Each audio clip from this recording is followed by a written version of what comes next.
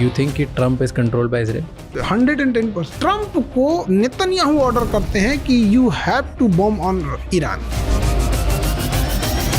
One of the most loved teachers of India, Khan sir, is back. Israel क्यों कैसे control करता है America को? इजराइल सबसे ज्यादा फंडिंग करता है यूएस इलेक्शन में। पूरा आप समझिए सिलिकॉन वैली से लेके और न्यूयॉर्क तक, दो चीज अगर कब्जा हो गया तो पूरा कब्जा हो गया। ये दो लॉबीज यूज की है। इस एपिसोड में खान सर ने बात की डोनाल्ड ट्रंप और एप्स्टीन फाइल कनेक्शन के बारे में, साथ ही यूएस, इजराइल, चाइना, इंडिया और रशिया जैसे ग्लोबल पावर्स के बीच चल रही जियोपॉलिटिक्स पर ऐसी इनसाइट्स शेयर की हैं जो आज के टाइम में समझना बहुत जरूरी है। और ये सब अमेरिका का प्लान है कि ट्रम्प का? सब एक ही जैसे हैं। थोड़ा सा ट्रम्प ये है कि बड़बोला बदतमीज टाइप का ज्यादा है, और ट्रम्प की नीतियों को अमेरिका को एक लॉन्ग टर्म में बहुत भुगतना पड़ेगा। ऐसी सिचुएशन में ट्रम्प को कौन रोक सकता है? ट्रम्प को तो वहाँ की पब्लिक को इस पे करना चाहिए। बट वहाँ की पब्लिक भी क्या है, जो एप्स्टीन फाइल पे आवाज नहीं उठा सकी, वो क्या करेगा? Who do you think America के लिए सबसे बड़ा खतरा कौन है? रसिया, पुतिन को ये लोग निपटाएंगे। लोग कैसे? पुतिन के जो टॉप जनरल्स हैं ना, ये उससे इसका एसिसिनेशन करवाएंगे। क्या बॉस है अमेरिका सबका? ऑब्वियस बात है, कोई कुछ बोल के देखे। और अमेरिका के चाल पे थोड़ा थोड़ा चलता है चाइना। उसने ना उसको रखा है, वो बर्गर है जो, क्या नाम है उसका, डोमिनोज का बर्गर, क्या नाम है, किम जोंग, उसको रखा हुआ है। तो चाइना क्या करता ना, उसको हथियार देता है, तुम टॉर्चर करना इसको। आपको लगता है अभी चाइना और अमेरिका के बीच में लड़ाई होगी ताइवान को लेकर? चाइना बस इतना चाह रहा है कि अमेरिका ईरान में उलझ जाए। अमेरिका जहां उधर उलझेगा ताइवान को समेट देगा। पाकिस्तान तो बड़बोला है, चाइना घातक है।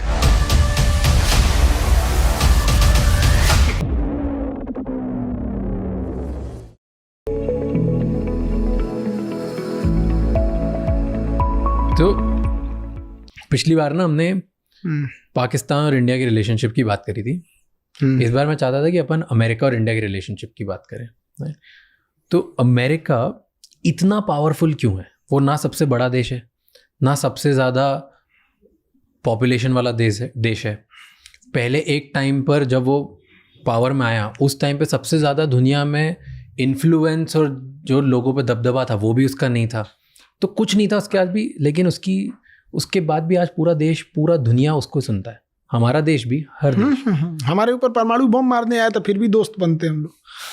तो हर देश पे ऐसा ही है। हाँ, जापान को मार के जापान की सिक्योरिटी खुद करता है आज भी।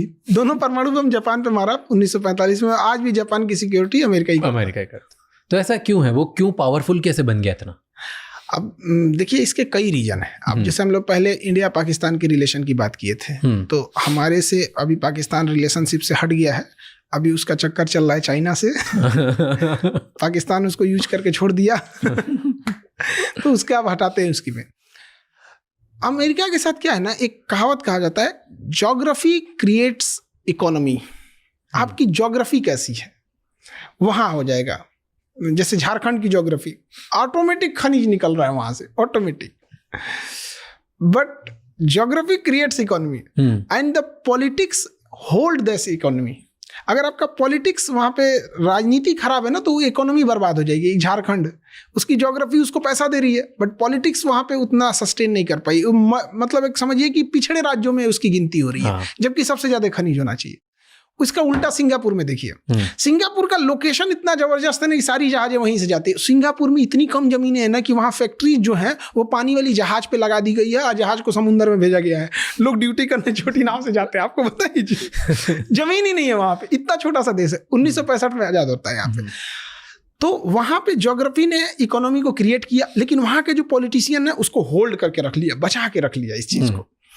ये चीजें अमेरिका के साथ भी होती है। उसके एक तो उसकी जनसंख्या बहुत कम है, 35 करोड़ लोग हैं। इंडिया से 3 गुना बड़ा है। आप बस यही चीज इंडिया में सोच के देखिए। आज अगर इंडिया में इतनी ही सब कुछ रहता, कोई चीज चेंज नहीं होती, बट हमारी आबादी 35 करोड़ रहती, तो क्या इतनी समस्या होती?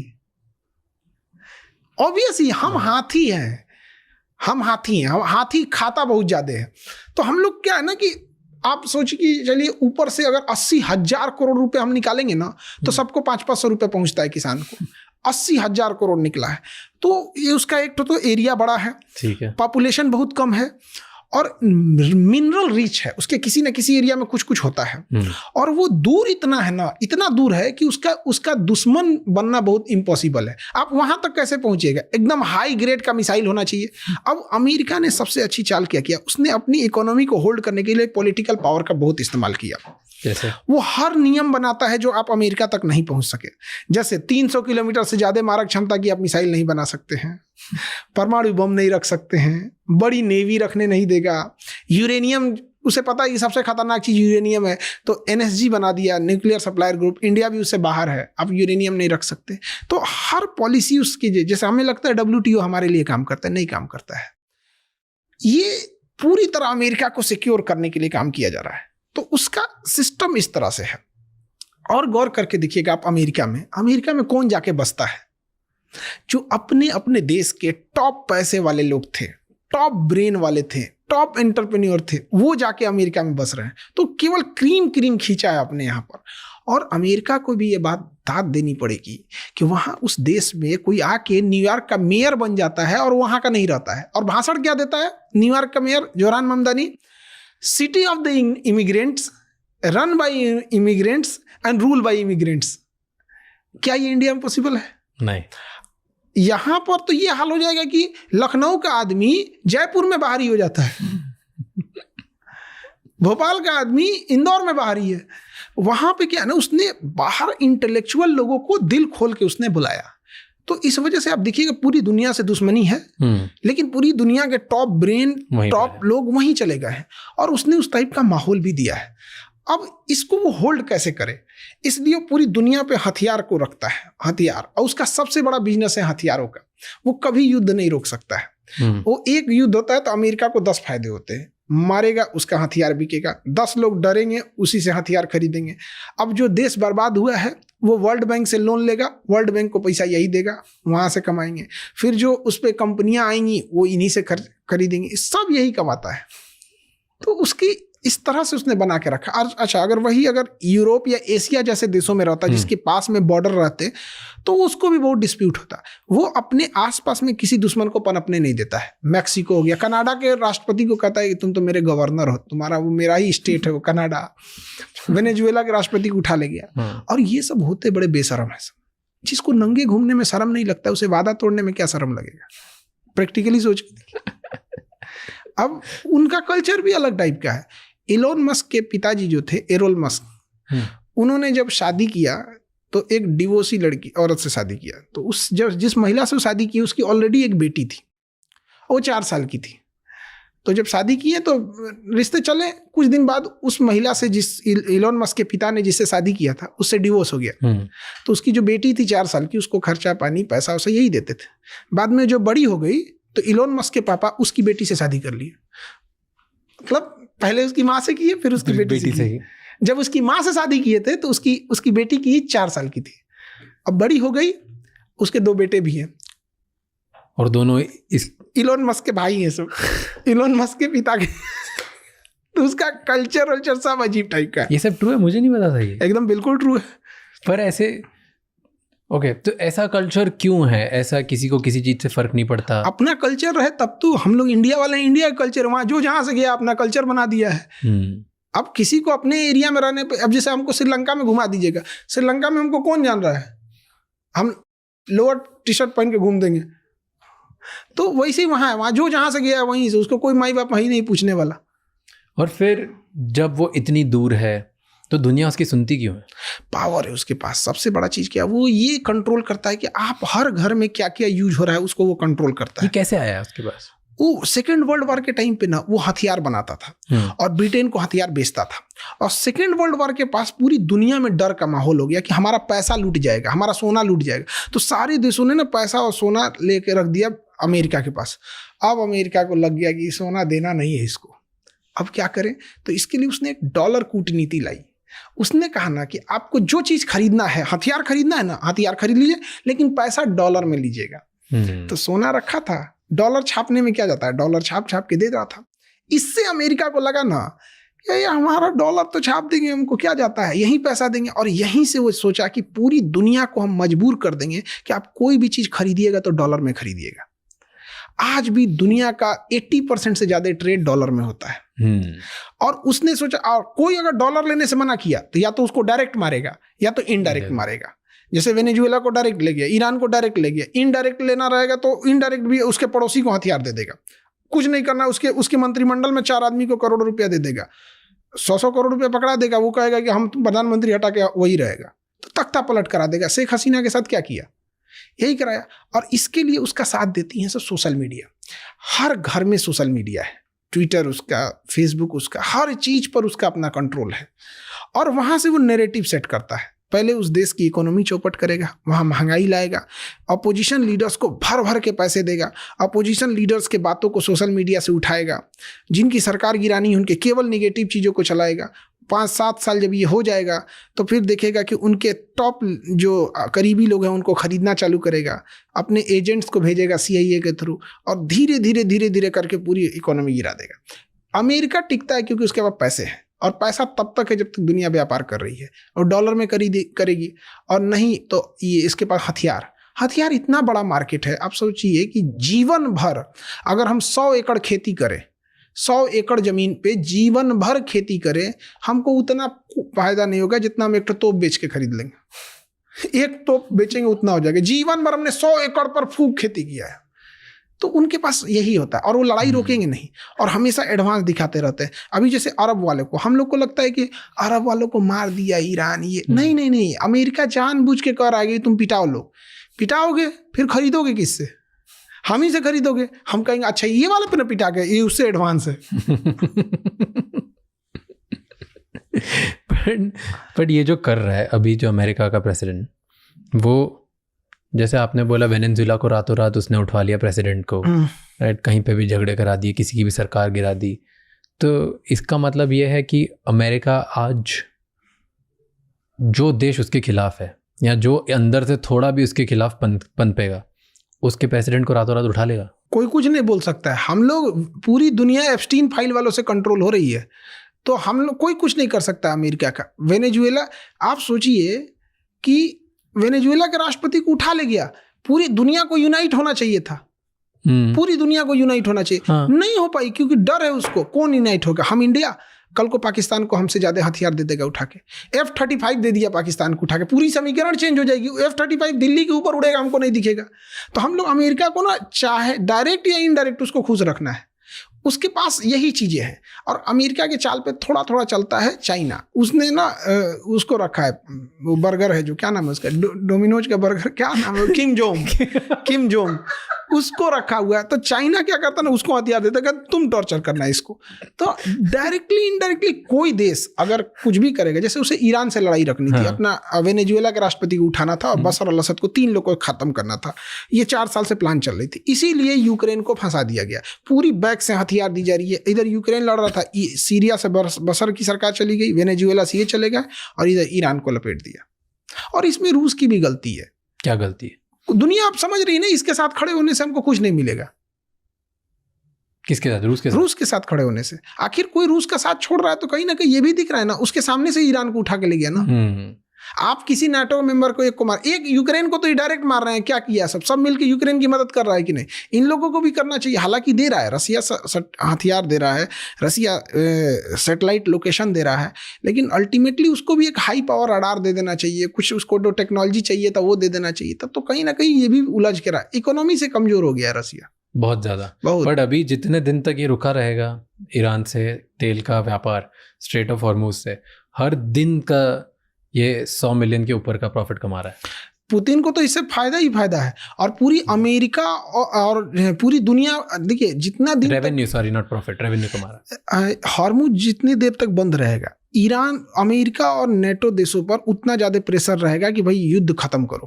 और अब अमेरिका फंस गया है। अगर युद्ध खत्म कर देता है तो अब ईरान के लोग क्या है कि पूरी तरह यूनाइट हो चुके हैं, और ईरान, वो समझिए कि एक सेकंड तालिबान बन चुका है। अगर वो ग्राउंड इन्वेजन करेंगे तो फिर फंस जाएंगे। एक बार उतरे थे लोग 1980s में, इनका हेलीकॉप्टर लेके, उनके 44 लोगों को ना गिरफ्तार कर लिया था, 80 के आसपास लोगों को, और 2 साल तक बंधक बना के रखा था, नहीं छोड़ा पाए लोग। बाद में यही हुआ इन लोगों के पास। तो अमेरिका बहुत बदतमीज देश है, एथिक्स उन लोग के पास नहीं होता है। तो बट अभी ईरान में क्या कर रहा है?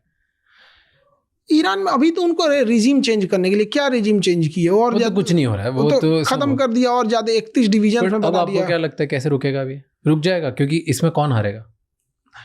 ईरान ऐसा कंडीशन करके चला गया, पूरी दुनिया को दिखा दिया कि वो हार के भी जीत रहा है। और हमसे तो ईरान से अच्छी दोस्ती है।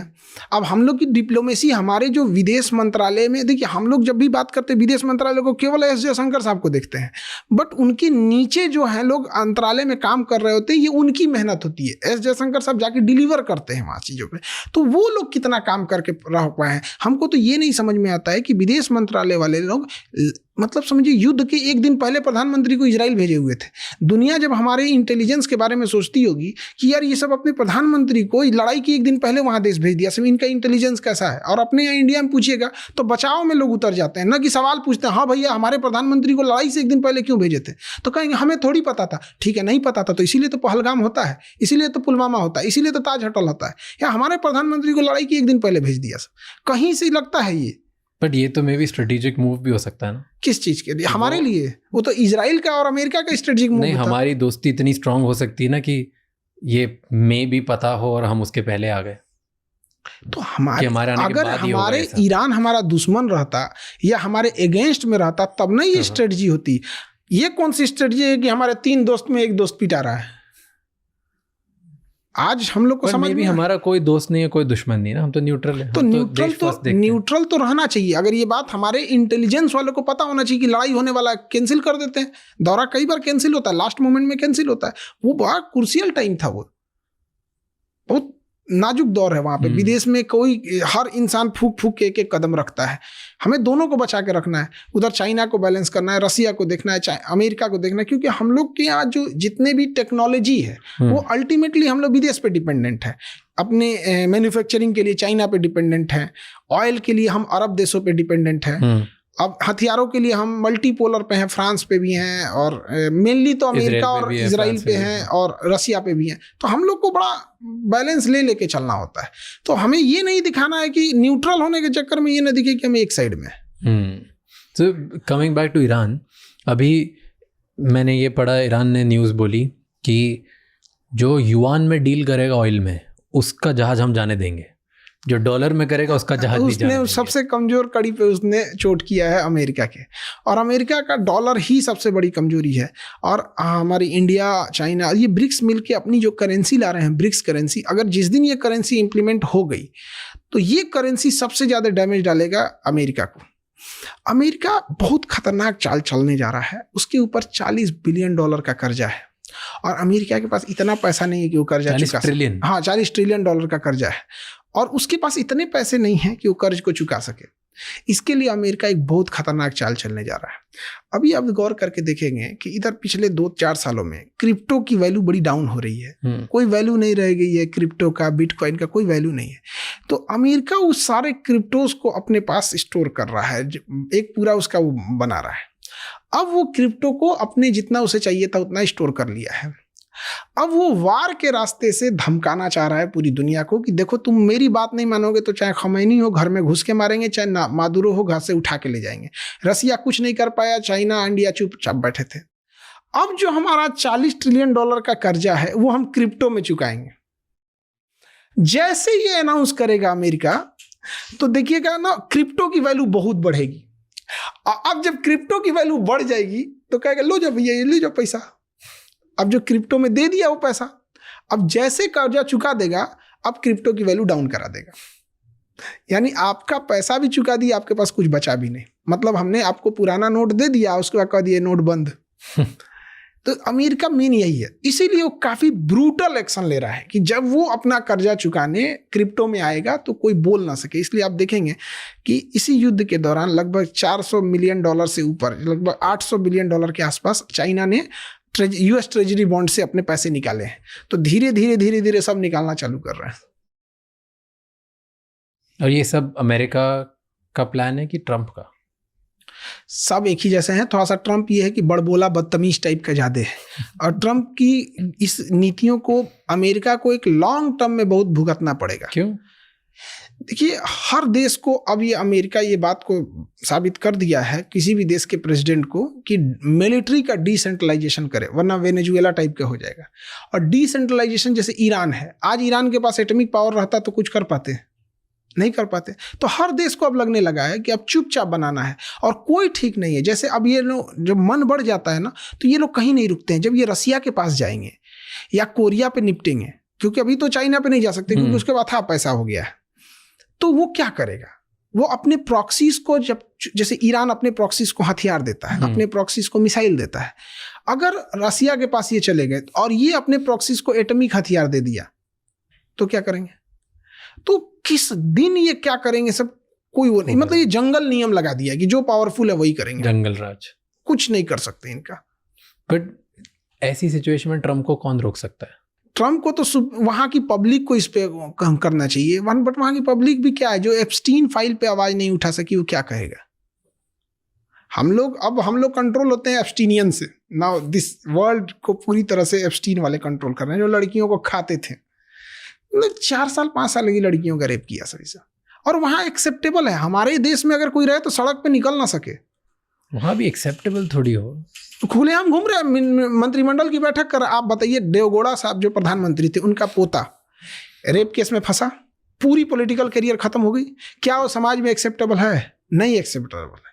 बट अमेरिका में ट्रम्प आज भी एक्सेप्टेबल है, जबकि उसके पूरी एप्स्टीन फाइल में आ चुकी है। एक्सप्लेन बताओ दुनिया में, अगर कोई ये पहली बार देख रहा है मान लो, और उसे नहीं पता कि एप्स्टीन फाइल क्या है और एप्स्टीन फाइल वालों से कंट्रोल होना मतलब क्या होता है, समझाओ। देखिए, जो इजराइल था उसको ना जासूसी में ब्लैकमेल जासूसी का हेड बोला जाता है। तो इसने क्या कि ये सब मिलके कि जेफरी एप्स्टीन को आगे बढ़ा है सब, और उसके पास अथाह पैसा दिया, फंड दिया।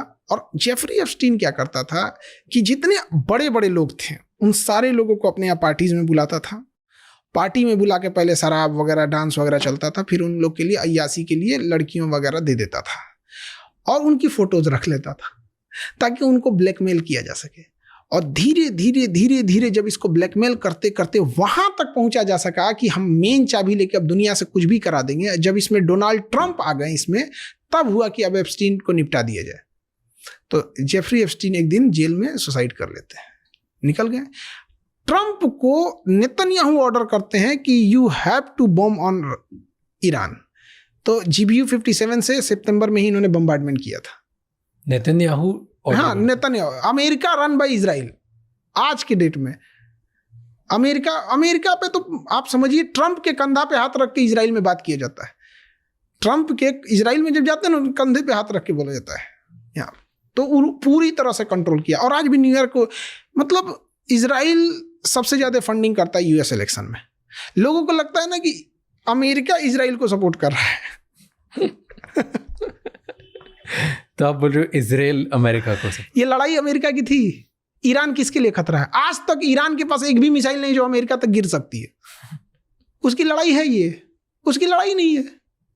किसकी लड़ाई है? तो इजराइल की लड़ाई है। तो कैसे बोल रहे हो इजराइल क्यों, कैसे कंट्रोल करता है अमेरिका को? पूरी जितने भी बड़े डोनेशन देने वाले हैं वहाँ पे इलेक्शन में, वो इजराइल ज्यूज हैं। जितने भी बैंक्स हैं वो ज्यूज कंट्रोल करते हैं।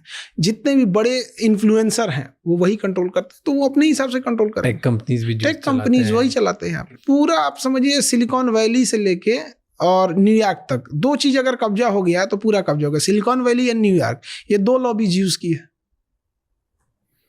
कैसे हुआ ये? इतना सा देश, छोटा सा, मुंबई से कम शायद उनकी पॉपुलेशन होगी, एंड उसके बाद भी वो पूरे वर्ल्ड में इतना पावरफुल, इतना डेंजरस, इतना स्ट्रांग है।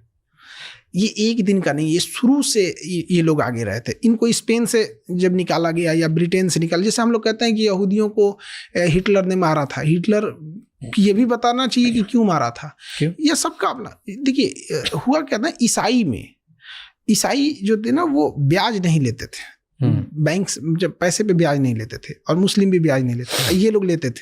तो जब ये बिजनेस में उतरते थे ना, तो ये क्या करते थे, सारे बिजनेसमैन को अपना ब्याज देते रहते थे, पैसे में ब्याज देते थे। तो धीरे धीरे ये रिच हो गए, और रिच होने के बाद ये डायरेक्ट बिजनेस में नहीं आते हैं, ये इनडायरेक्टली दूसरे बिजनेस में इन्वेस्ट करते हैं। इन लोग कभी बिजनेसमैन में नहीं है, ये इन्वेस्ट करेंगे। जब इन्वेस्ट करेंगे तो ये कंट्रोल फ्रंट एंड पे कर देते हैं, दिखेगा कि ये कंट्रोल नहीं कर रहे। तो ये लोग क्या करते हैं ना कि हर चीज के किसी भी बैंक में ये पीछे से होते हैं। और सेकेंड वर्ल्ड वॉर के टाइम पे जब इससे लड़ाई चल रही थी हिटलर से, तो इन लोगों ने नॉर्मंडी एक जगह है फ्रांस में जहाँ पे ये बहुत बुरी तरह फंस गए थे, लेकिन वहाँ से ये लोग निकल गए।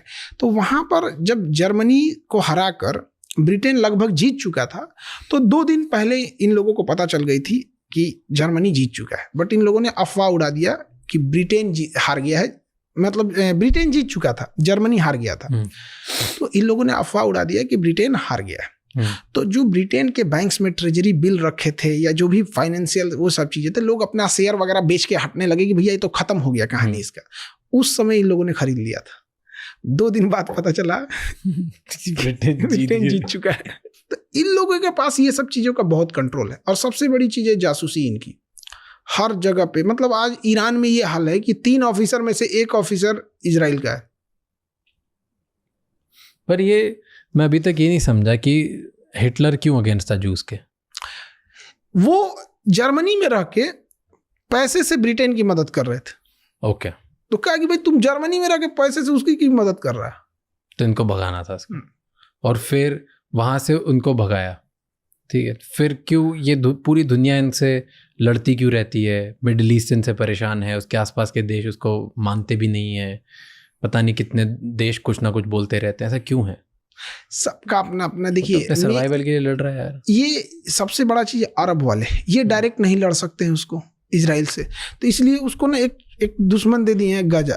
लड़ते रहो, उसके पास ना आर्मी है, ना एयरफोर्स है, ना नेवी है, वो गजा के पास उसका कुछ नहीं है। अब ये सब क्या है ना, कुछ पैसे उसे दे के कहते लड़ते रहो, या ना ये इधर मेरे ओर चलाएगा। और इजराइल जब ग्रेटर इजराइल बनेगा तो आधा सऊदी अरब भी ले जाएगा। आपको पता है सीरिया की राजधानी दमिश्क से 13 किलोमीटर दूर इजराइल खड़ा है, बस 30। अब सीरिया की सबसे बड़ी बिल्डिंग पे खड़े होंगे ना उसकी कैपिटल में, तो आपको इजराइल दिखेगा, वो वहाँ तक आ गया है। दुनिया का एकमात्र देश है इजराइल जिसने अपना ऑफिशियल उसने नहीं बना रखा है नक्शा, कहता मेरा क्षेत्रफल बढ़ रहा है। बहुत ताकतवर देश है, तो वो बढ़ाते जा रहा है। तो इजराइल का मेन ऑब्जेक्टिव है कि मैं अपना एरिया बढ़ाते जाऊं। इन लोगों को भी तो है, वो कहता है कि भैया हमको सरवाइव करने के लिए हम कहाँ जाएंगे। तो वो रेडी भी हो गया था कि हम आधा एरिया लेके रेडी हो जाएंगे। अब इन लोग का कहना है कि नहीं हम आधा भी क्यों देंगे, और कहा कि जब तुम इतना लड़ोगे तो फिर आके लड़ो। सबको समझना चाहिए ना, जैसे हमारा टुकड़ा नहीं हुआ, हम बस यही कहते हैं, अरब देशों से भी कहते हैं कि यार फिलिस्तीन का टुकड़ा करके इजराइल बनाया तुम्हें खराब लगता है, तो इंडिया का टुकड़ा करके पाकिस्तान बनाया ये भी खराब लगना चाहिए। हम तो यही कहते भाई अगर वो गलत है ना तो ये भी गलत है, इसको भी खत्म करो, वापस कर दो इसको। तो ऐसा क्यों करते हैं ये दोनों तरफ वाले? वर्ल्ड पॉलिटिक्स में ये सब नहीं होता है, जहां हमारा सही है वहीं पे। जियो पॉलिटिक्स में कोई दोस्त कोई दुश्मन नहीं होता। Okay, coming back to Israel, तो आपने बोला जेफरी एप्स्टीन बनाया, वो ब्लैकमेल करता था, फिर उसके बाद इजराइल अब धीरे धीरे कंट्रोल करने लग गया हर चीज। अब अमेरिका को वही कंट्रोल करता है। तो आज ऐसा ही सीन है, लाइक यू थिंक कि Trump is control by Israel? बिल्कुल कंट्रोल हो रहे हैं उसके 110%। तो ट्रम्प को इजराइल रोक सकता है? हाँ, चाहे तो रोक सकता है। तो कौन, who do you think America के लिए सबसे बड़ा खतरा कौन होगा आज? अभी तो चाइना है उसके लिए, वही उसको रोक सकता है। सबसे बड़ा दुश्मन भी चाइना? हाँ, दुश्मन भी चाइना। वो धीरे धीरे अपनी इकोनॉमी, अपनी नेवी, एयरफोर्स, सारी चीजों को, टेक्नोलॉजी में देखिए उसकी रोबोटिक्स कहाँ चली गई। हम लोग वहां से कुत्ता लेके आए थे लाया भी तो कुत्ता लाया था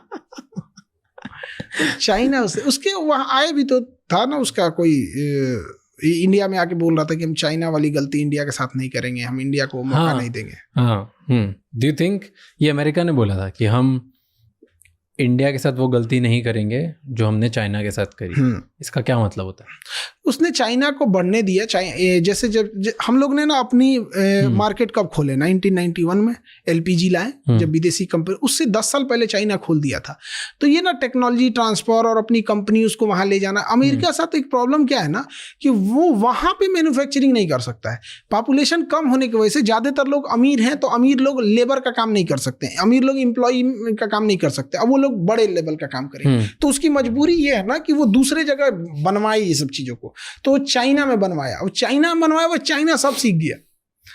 चाइना सब सीख गया, टेक्नोलॉजी सारी चीज सीख लिया यहाँ पर इस वजह, और चाइना आज इतना आगे निकल गया, तो वो कह रहा है कि हम इंडिया के साथ ये गलती नहीं करेंगे। तो आपको लगता है ऐसा? हमारे यहाँ पॉपुलेशन इतनी ज़्यादा, अनस्किल्ड, एजुकेशन सिस्टम, ये सब चीज़ें, कई चीज़ें जो चाइना की अपनी चीज़ों भी प्रॉफिटेबल थी। जैसे वहाँ पे गवर्नमेंट जो चाहेगी वो करेगी। जैसे उसको टेस्ला को जो कारखाने बनाने थे, अगर वही कारखाना टेस्ला ने कहा था जब वहाँ बनाने के लिए कि हमें ये 54 मंथ्स में हम बना देंगे, उसको 17 महीने में बना के दे दिया था। मतलब जो मालिक है टेस्ला का वो करा कि हमको 54-55 महीने लगेंगे इस कारखाने को बनाने में, चाइना ने उसे 17 महीने में बना दिया। आज भी आप न्यूज़ देखते होंगे 10 दिन में हॉस्पिटल खड़ा करके रेडी हो गया। तो मैन्युफैक्चरिंग उसका इतना तेज है ना, इतना स्किल्ड है। अभी चाइना में एक बड़ा समस्या आ गया है कि वहाँ पे हर लोग एक्सपोर्ट करने में लगे हुए हैं। लोग ब्राजील में जाके बेच देंगे, अमेरिका में बेच देंगे, इंडिया में, एशिया में बेच देंगे, और महाद्वीप कैप्चर कर रहे हैं। तो उसकी इंटरनल कंजम्पशन कम हो गया है, सब लोग विदेशी बेचने में लगे हुए हैं। तो ट्रम्प की क्यों नहीं बन रही है अभी चाइना से? अब ऑब्वियस बात है, अमेरिका जहाँ खड़ा है और चाइना वहीं पहुंचना चाहता है, तो किसी को अपनी राइवलरी थोड़ी अच्छी लगती है। और वो भी चाइना जैसा ही। चाइना के साथ एक बड़ा खराब चीज क्या है ना, वो क्या कर रहा है किसी को बताता नहीं है। वो एक ही बार बना के ले आता है, जैसे देखते देखते रहेंगे, हाँ इसके पास जहाज नहीं, एक ही बार लगा 6th जनरेशन। लोग कहेंगे अरे वहाँ पे ना, एक तो ज़्यादातर एथिस्ट लोग हैं और बुद्धिज्म भी ज़्यादा है। महात्मा बुद्ध का वो कोट बहुत अच्छा है कि आप दुनिया को तब तक कोई बात ना बताओ जब तक आप उसे पूरी कंप्लीट ना कर चुके हो। तो चाइना इस फिलॉसफी बहुत चलता है, चुपचाप करते रहता, चुपचाप। उसके बाद एक भी एयरक्राफ्ट कैरियर नहीं था, एक ही बार 3 लाया, और तीसरा जो लाया ना, तो जिसमें जहाजों को गुलेल की तरफ फेंकता है कैटापुल्स, वो इलेक्ट्रोमैग्नेटिक ला दिया। अब तक जो अमेरिका के पास था वो स्टीम इंजन से उसे फेंकता था जहाजों को, ये इलेक्ट्रोमैग्नेटिक लेके चलाया, वो बहुत जल्दी रेडी हो जाता है। था ही नहीं, लाया तो दुनिया में सबसे बेस्ट लेके चलाया। तो उसके यहाँ ये चीज़ें बहुत बेहतर। और कभी भी क्या है ना कि जब इकोसिस्टम बन गया है उसके पास, उसकी एजुकेशन सिस्टम, और जो यंग पीढ़ियां जा रही हैं उसके पास पढ़ने के लिए, आप उसके सरकारी स्कूल को देखिए और अपने यहाँ के सरकारी स्कूल को देखिए, बड़ा अजीब लगेगा। तो उसने ना पूरा इकोसिस्टम बना लिया।